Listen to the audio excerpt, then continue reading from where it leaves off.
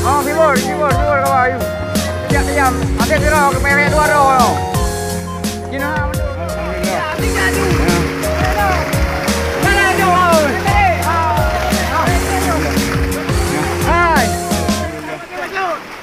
Alhamdulillah.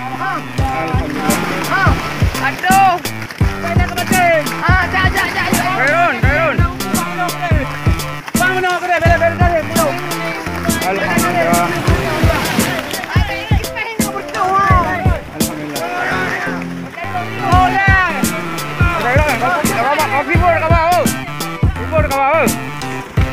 Fibur kayu baju ni ha.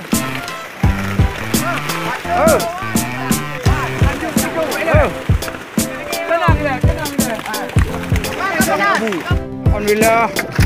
Ya Allah, alhamdulillah. Kena sakit.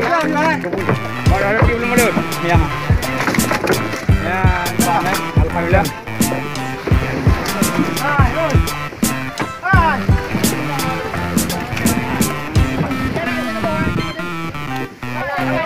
Alhamdulillah. Jenis hayap melamin orang yang ada hoi. Jenis hayap melamin. Tengahnya orang sikit. Abang belinya lebih kurang target 6-200 kilo. 200. Baik tak lebih. Naik le.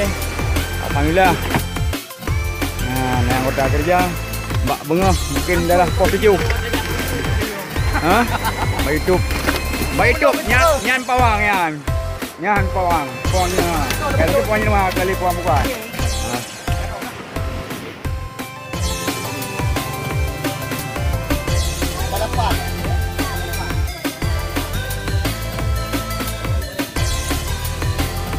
Ikan jilaha kakap merah.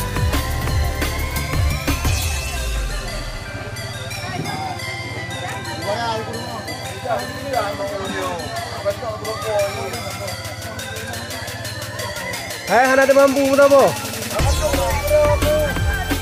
Tahu ramai-ramai.